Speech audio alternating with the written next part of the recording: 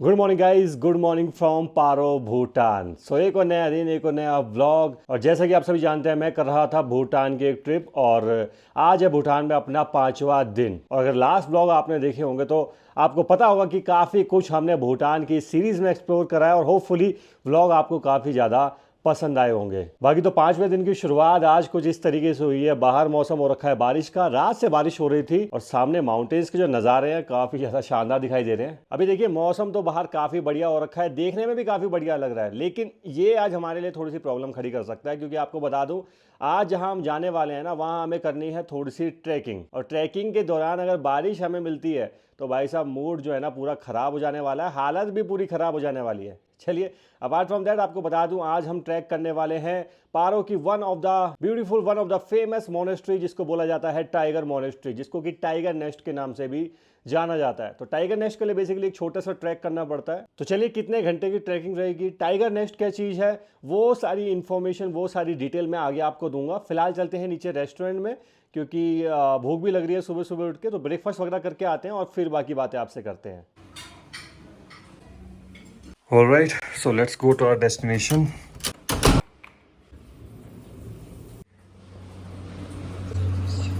चलिए टैक्सी अपनी आ चुकी है। बाकी वेदर देखो यार कितना ज़बरदस्त हो रखा है। कोजम्पो, थैंक यू। ऑलराइट, सो निकल पड़े हैं आज की अपनी डेस्टिनेशन की ओर, यानी कि टाइगर मोनेस्ट्री की ओर, जिसको अलग अलग नामों से जाना जाता है, टाइगर नेस्ट। और अगर भूटान में यहाँ पे बात करी जाए तो उसको बोला जाता है पारो तक्सांग। तो बेसिकली जो उसका बेस पॉइंट है यहाँ से करीबन 7 किलोमीटर दूर है हमारे होटल से। फिर वहाँ बेस पॉइंट से हम करने वाले हैं ट्रैकिंग, जो कि अराउंड 3.5 किलोमीटर के आसपास की रहने वाली है ऑन वन साइड। और मौसम की बात करें तो मौसम काफ़ी सुहावना हो रखा है, काफ़ी शानदार हो रखा है मौसम। अभी देखते हैं कि भाई ट्रैकिंग हम अच्छे से कर पाते हैं या नहीं, क्योंकि हल्की हल्की बारिश भी हो रही है। और बारिश अगर ट्रैकिंग के दौरान मिलती है तो भाई ट्रैकिंग करने में थोड़ी सी दिक्कत होती है। चलिए वो तो अब वहीं पहुंच के पता चलेगा। अच्छा हाँ, वैसे आपको बता दूं करंटली अभी पारो में हम मौजूद हैं लगभग 7500 फीट की ऊंचाई पे फ्रॉम सी लेवल। और टाइगर नेस्ट की अगर बात करें तो वो है सी लेवल से अप्रॉक्सीमेटली 10,300 फीट की ऊंचाई पे।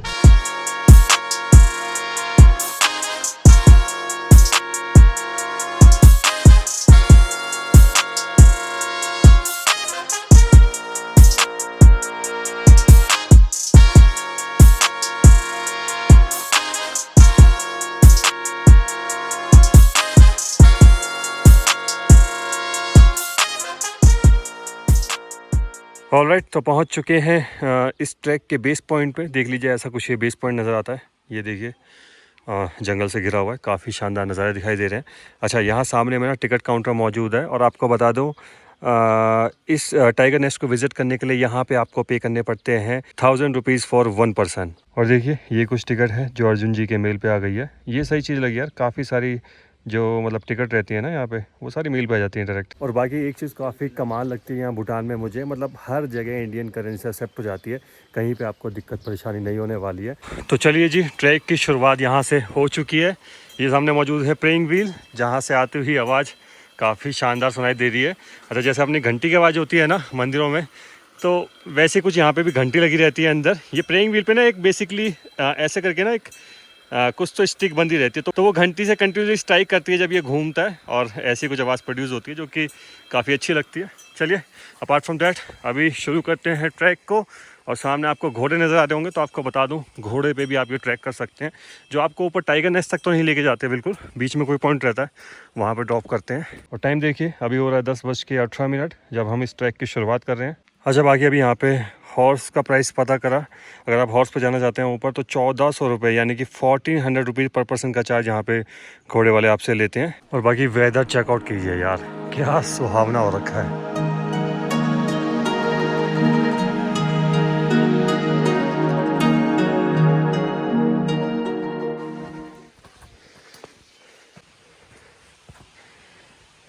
तो चलिए ट्रैक चल रहा है अभी घने जंगल के बीचों बीच से, और देखिए क्या शानदार नज़ारे देखने को मिल रहे हैं। तो ऐसे कई सारे ट्रैक मैंने इंडिया में भी करे हैं, बस फ़र्क सिर्फ इतना है यहाँ पे जब आप इस ट्रेल से होके गुजरते हैं तो ज़्यादा गंदगी वगैरह आपको देखने को नहीं मिलती है, तो ये काफ़ी अच्छी चीज़ लगी मुझे।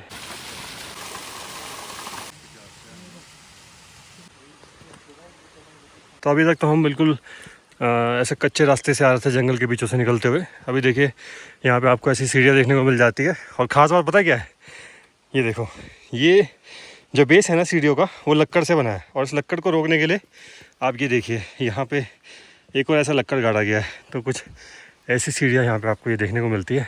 सो Arjun ji, how many time you have done this track before? It's my second time now. Okay, second time.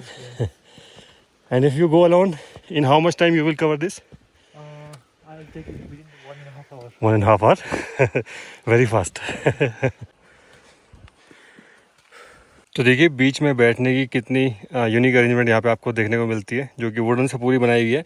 चलिए, मेन बात ये नहीं है, मेन बात ये है कि अभी ट्रैकिंग करते हुए ज़्यादा टाइम हमें नहीं हुआ है, लेकिन ऊपर यहीं से हमें दिखाई देने लग गई है टाइगर नेस्ट, टाइगर मोनेस्ट्री। वो देखिए वहाँ ऊपर मौजूद है, शायद कैमरे में आप देख पा रहे होंगे।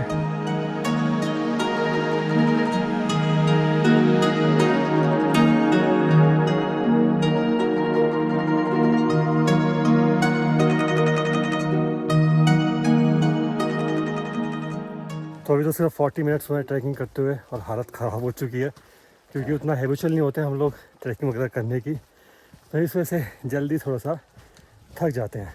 शरीर भले थक गया, लेकिन हिम्मत नहीं आ रही है। कर रहे हैं ट्रैकिंग कंटिन्यूसली बिना रुके। और देखिए बीच में तो काफ़ी खड़ी चढ़ाई शुरू हो जाती है, लेकिन अभी फ़िलहाल में प्लेन रास्ते की शुरुआत यहाँ से हो चुकी है। तो ऐसे ही चलता रहता है, बीच बीच में प्लेन रास्ता, बीच बीच में फिर से इस टाइप की खड़ी चढ़ाई। Alright, this is oak, brown oak, 121 year old as 2018। 121 साल पुराना ये पेड़ है 2018 के हिसाब से। तो देखिए अभी एक पॉइंट पे हम पहुँचे थे, यहाँ पे आई थिंक कोई तो कैफ़े वगैरह भी मौजूद है। तो देखिए यहीं सामने में ये प्लेइंग व्हील मौजूद है।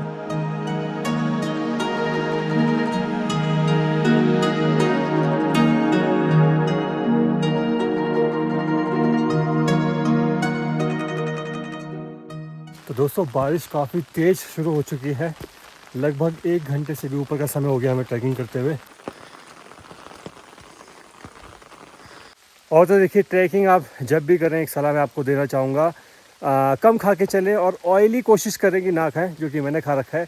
छोले भटूरे सुबह सुबह खा लिए थे होटल में, तो अभी थोड़ी बहुत हल्की हल्की सी प्रॉब्लम हो रही है। तो ऑयली कम खा के चलें और हो सके तो खाना भी बहुत लाइट खा के चलें। उसके अलावा पानी की बॉटल साथ में कैरी करके लेके चलें, क्योंकि water is a good source of oxygen too. तो थकेंगे भी नहीं और आपकी ट्रैकिंग भी काफ़ी आसानी से हो जाएगी।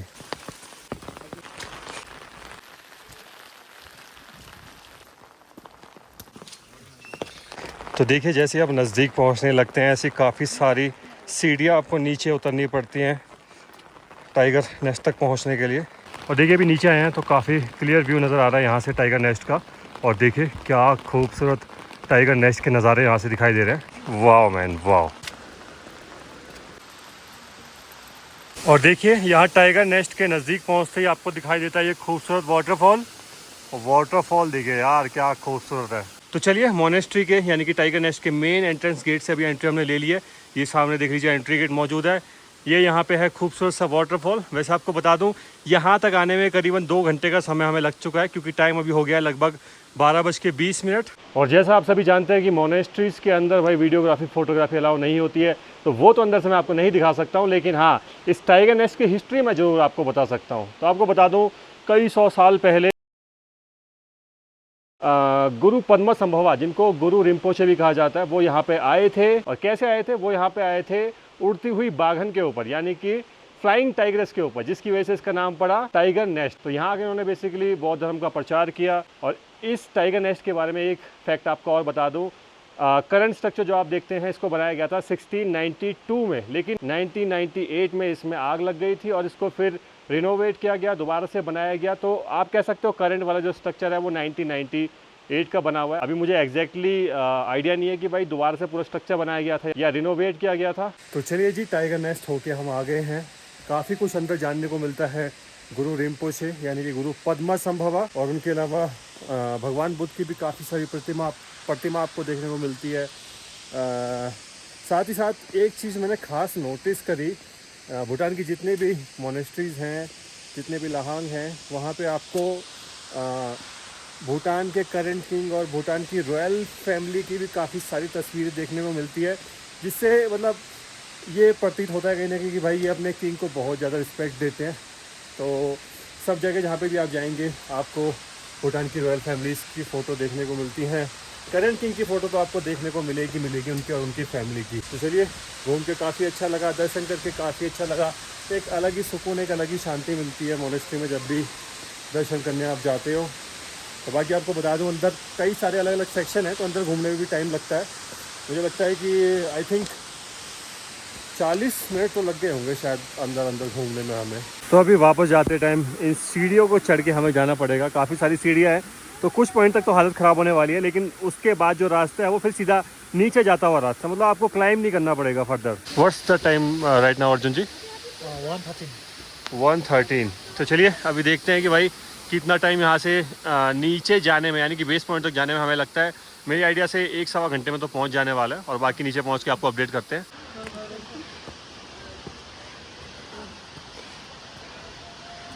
और देखिए बारिश क्योंकि अभी बंद हो चुकी है, तो टाइगर नेस्ट का क्लियर व्यू यहाँ से नज़र आ रहा है। और व्यू देखिए यार, क्या शानदार इस टाइगर नेस्ट का यहाँ से दिखाई दे रहा है। और आर्किटेक्चर देखिए कितना कमाल है। और सबसे बड़ी बात 1692 में जब मॉडर्न इंजीनियरिंग अवेलेबल नहीं थी, मॉडर्न टेक्निक्स अवेलेबल नहीं थी, उस टाइम में खड़ी चट्टान पे इस टाइगर नेस्ट को बनाया गया था। तो सच में बॉस काबिले तारीफ़ है, और उन लोगों को मैं हेड्स ऑफ करता हूँ जिन्होंने इतने पुराने टाइम में विदाउट मॉडर्न टेक्नोलॉजीज़ इस स्ट्रक्चर को यहाँ पे बनाया था। अच्छा, बाकी यहीं पे ना ये व्यू पॉइंट बना है, और यहाँ से पारो सिटी के नज़ारे देखिए क्या खूबसूरत दिखाई देते हैं। अभी एग्जैक्टली पारो सिटी दिखाई दे रही है या फिर नहीं वो मैं कंफर्म नहीं हूँ, लेकिन डिस्ट्रिक्ट पारो है। तो देखिए क्या शानदार नज़ारे दिखाई दे रहे हैं यार। और माउंटेन्स के ऊपर वो क्लाउड देखिए यार, कितने ज़बरदस्त दिखाई दे रहे हैं।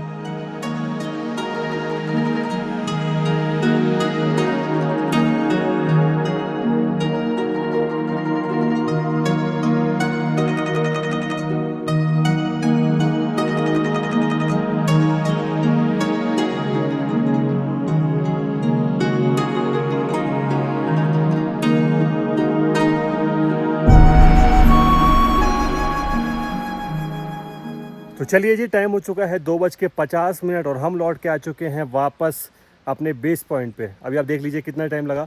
10:18 पे हमने यहाँ से ट्रैकिंग शुरू करी थी बेस पॉइंट से, और वापस लौट के आने में यहाँ पे 2:50 हो चुके हैं। और बाकी ये जो टाइम है पर्सन टू पर्सन वेरी भी कर सकता है, तो वो आप अपने हिसाब से देख सकते हैं जब आप ट्रैकिंग करेंगे कि कितने ईजिली आप ट्रैकिंग कर सकते हैं। कोई रेस नहीं है, आराम से ट्रैकिंग करते हुए जाइए, आराम से लौट के आइए। बट हाँ, शाम होने से पहले कोशिश करें कि लौट के वापस आ जाए, क्योंकि घना जंगल है, अंधेरा हो जाता है तो थोड़ा दिक्कत होती है उतरने में। अच्छा, बाकी जब हम लोगों ने यहाँ से ट्रैकिंग शुरू करी थी ना, तब मौसम उतना क्लियर नहीं था, लेकिन अभी मौसम काफ़ी क्लियर हो गया, और टाइगर नेस्ट का जो व्यू है ना वो यहीं से दिखाई दे रहा है। रुको मैं आपको जूम करके दिखाता हूँ। ये देखिए, वाह मैन वाह, व्हाट अ ब्यूटीफुल व्यू। अच्छा, जैसे आप बेस पॉइंट पे पहुंचते हैं ना, यहाँ पे एक हाउस मौजूद है, और हाउस की खास बात यह है कि ये एक ट्रेडिशनली भूटानीज हाउस है, जो मैंने आपको सिंपली म्यूजियम में भी दिखाया था ना कि किस तरीके से भूटान में जो ट्रेडिशनल हाउस थे वो बनाए जाते थे। एक मतलब ऐसे खांचा बनाया जाता था, उसमें मिट्टी भरी जाती थी, और उसको फिर ऐसे पीट पीट के उसकी दीवार बनाई जाती थी। तो वो प्रोसेस वहाँ पे सिंपली भूटान म्यूजियम में लोगों ने करके भी दिखाया था गाने के साथ साथ। तो कुछ ऐसे ही इसकी दीवारें बनाई जाती हैं, और देखिए एक ट्रेडिशनल तरीके से कुछ बिल्डिंग यहाँ पे कंस्ट्रक्ट हो रही है। तो चलिए पार्किंग में पहुँच चुके हैं, और अभी यहाँ से निकलेंगे होटल की ओर।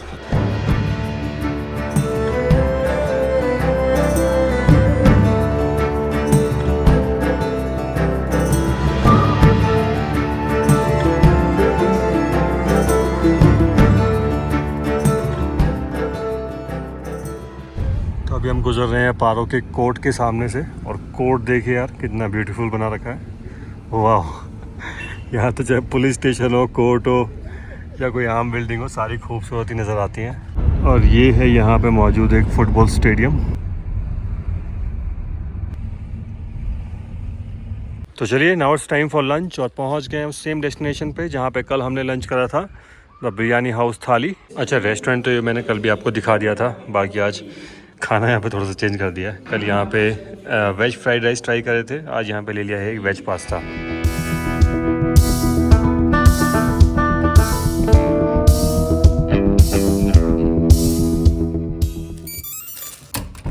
ऑलराइट, तो वापस आ चुके हैं अपने होटल, और होटल में आने के बाद इवन कुछ देर मैंने आराम भी कर लिया, क्योंकि ट्रैकिंग करके बहुत ज़्यादा थक गया था। बाकी तो देखिए दिन में लंच करके हम वहाँ से निकलते हैं। पास्ता की बात करी जाए तो पास्ता ओके था। मैंने अपने टैक्सी वाले भैया को बोला भी था कि यार किसी डिफरेंट जगह पे अगर हम आज लंच ट्राई कर सकते हैं तो वेल एंड गुड होगा, क्योंकि टेस्ट कल वाली जगह मुझे अच्छा नहीं लगा था। तो उन्होंने बोला कि उनको मे बी पारो सिटी का उतना आइडिया नहीं है रेस्टोरेंट्स वगैरह का। तो सोचा कि ठीक है वापस से चलते हैं एक बार उसी रेस्टोरेंट पे, कुछ डिफरेंट ट्राई करते हैं, लेकिन मज़े नहीं आया यार। चलिए कोई बात नहीं, खाना वहाँ पे पसंद नहीं आया, लेकिन एक चीज़ वहाँ पे जाके काफ़ी बढ़िया हो गई।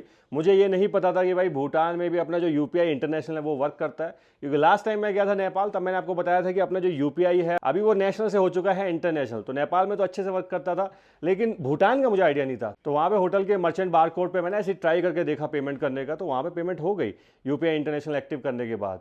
Alright guys, time is 8 o'clock। आ चुके हैं अभी डिनर करने के लिए। तो देख लीजिए दोस्तों, खाना यहाँ पे लग चुका है। दाल यहाँ मौजूद है, सलाद है, पापड़ है, पनीर की सब्जी है, आलू की सब्जी है, यहाँ पे चपाती है, उसके अलावा यहाँ पे ये राइस है।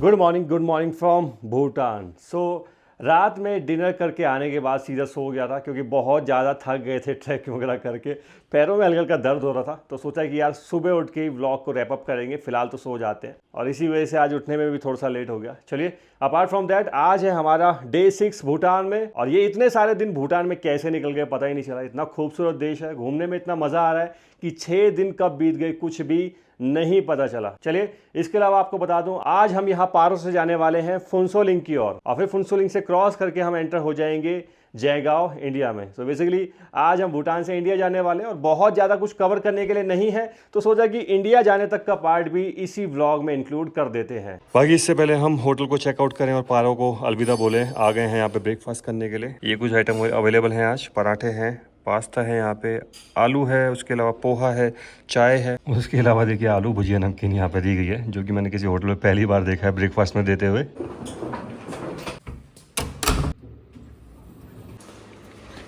तो चलिए निकल चुके हैं होटल से चेकआउट करके फुनसोलिंग की ओर, यानी कि यहाँ पारो से फुनसोलिंग की ओर। फुनसोलिंग की बात करें तो भूटान इंडिया का बॉर्डर आप कह सकते हैं। भूटान साइड पर जो बॉर्डर है वो फुनसोलिंग, इंडिया साइड पर जो बॉर्डर है वो जयगांव, जो कि वेस्ट बंगाल में आता है। तो आपको बता दूं यहाँ पारो से फुनसोलिंग तक जाने के हमें करीबन 3.5 घंटे अप्रॉक्सीमेटली लग जाने वाले हैं आसानी से।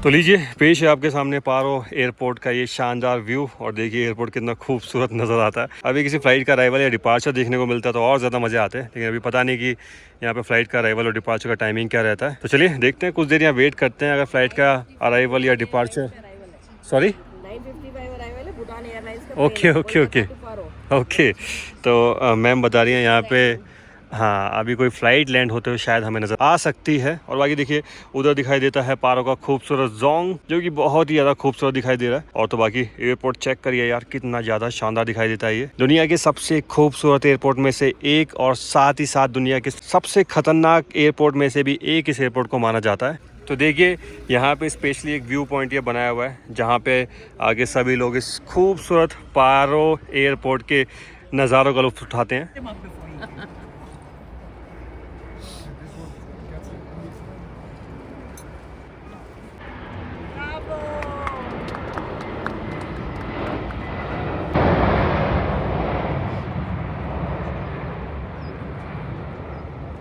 तो चलिए फाइनली फ़्लाइट लैंड होते हुए यहाँ पारो एयरपोर्ट पे देख ही ली। कोलकाता से पारो भूटान के लिए फ़्लाइट ऑपरेट होती है भूटान एयर की, जिसका अराइवल टाइम यहाँ पर रहता है 9:55 AM। तो थोड़ा सा डिले थी, इस वजह से अप्रॉक्सीमेट 10:15 AM के आसपास फ़्लाइट यहाँ पे लैंड हुई। और क्योंकि भीड़ बहुत ज़्यादा थी तो उस वजह से उतने अच्छे से कैप्चर मैं कर नहीं पाया। चलिए कोई बात नहीं, फ़िलहाल तो यहाँ से निकल चुके हैं और आगे बढ़ रहे हैं फुनसोलिंग की ओर।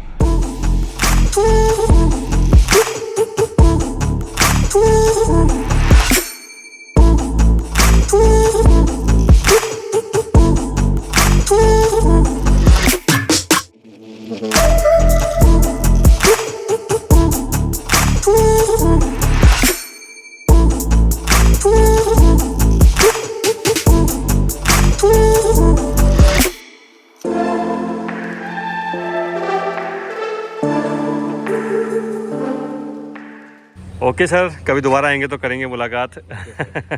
चलिए मिलते हैं। तो चलिए टाइम हो गया है दिन के 2 और पहुंच चुके हैं फुनसोलिंग, और फुनसोलिंग में भी अभी हम पहुंच चुके हैं पेडेस्ट्रियन टर्मिनल पे, जहां से हम आगे बढ़ेंगे इंडिया की ओर, यानी कि भूटान से एग्जिट लेके जाएंगे इंडिया। तो देखिए ये सामने है पेडेस्ट्रियन टर्मिनल, जहां से हम भूटान से एग्जिट अभी लेने वाले हैं। तो चलिए फाइनली एंटर कर लिया है इंडिया में और पहुंच चुके हैं जयगांव, वेस्ट बंगाल। और बाकी भूटान से एग्जिट लेने का तो मन बिल्कुल भी नहीं कर रहा था, क्योंकि इतना खूबसूरत देश है, इतने शानदार नज़ारे हैं, लोग काफ़ी बढ़िया हैं और सच में घूमने में भूटान काफ़ी मज़े आए। तो अर्जुन जी बाहर बॉर्डर तक मुझे छोड़ने आए थे यहाँ जयगांव तक, काफ़ी अच्छे गाइड थे, उनके साथ भी घूम के काफ़ी अच्छा लगा। जो अपने टैक्सी ड्राइवर थे गेमफो, वो भी काफ़ी बढ़िया शख्स थे। तो कुल मिला के भूटान की ट्रिप करने में काफ़ी ज़्यादा मज़े आए, और हेड्स ऑफ है ई ट्रिप्टो को कि काफ़ी अच्छी खासी अरेंजमेंट भूटान ट्रिप की उन्होंने मुझे करके दी। और तो बाकी देखिए जयगांव वेस्ट बंगाल के नज़ारे कुछ ऐसे देखने को मिलते हैं। अभी भूटान से क्योंकि एग्जिट ले लिए हैं तो काफ़ी सारी चीज़ें सडनली चेंज हो गई हैं। अभी स्ट्रिक्ट रूल्स, सिविक सेंस, साफ़ सफाई थोड़ी सी कम देखने को मिलेगी, क्योंकि इंडिया में हम आ चुके हैं। ऐसा मत सोचिएगा बुराई कर रहा हूँ, लेकिन सच में यार भूटान इन सब चीज़ों में इंडिया से थोड़ा सा आगे है, और मुझे लगता है कि भाई इंडिया को भी कहीं ना कहीं भूटान से सीख लेने की ज़रूरत है इन सभी चीज़ों को लेके। तो चलिए फिलहाल मैं यहाँ से लूँगा एक लंबा जंप कट और पहुँचूंगा सीधा दिल्ली, और बाकी बातें आपसे करूँगा दिल्ली पहुँच के। ऑलराइट, तो एक लंबा जंप कट लेके मैं पहुँच गया हूँ दिल्ली अपने घर। और इंडिया में एंटर होने के बाद प्लान तो ये था कि जयगांव से कोलकाता या सिलीगुड़ी साइड निकल के कुछ न्यू रूट ट्राई कर लिए जाएँ, कुछ न्यू व्लॉग आपके लिए बना लिए जाए, लेकिन बहुत ज़्यादा थका हुआ था, तो इस वजह से जयगांव से सिलीगुड़ी आके मैं सीधा दिल्ली आ गया था अपने घर पे। और अभी घर पहुंच गया था तो सोचा कि एक बार व्लॉग को भी फिनिश कर लेते हैं। अच्छा, फिनिश करने से पहले आपको बता दूं कि भूटान की ये ट्रिप मेरी अरेंज की हुई थी ई ट्रिप्टो ने, और ट्रिप काफ़ी अच्छे से इन्होंने अरेंज करी थी, अरेंजमेंट सारी बढ़िया थी, और घूमने में ई ट्रिप्टो के साथ काफ़ी ज़्यादा मज़े आए। अभी बात करें देखो बजट की, तो बजट देखो काफ़ी सारी चीज़ों पे वेरी करता है। फॉर एग्जांपल आपका ट्रिप कितने दिनों का है, कौन कौन सी लोकेशन आपको विजिट करनी है, प्रॉपर्टीज़ आपको कैसी चाहिए, गाड़ी आपको, टैक्सी आपको कैसी चाहिए, तो काफ़ी सारी चीज़ों के ऊपर डिपेंड करता है।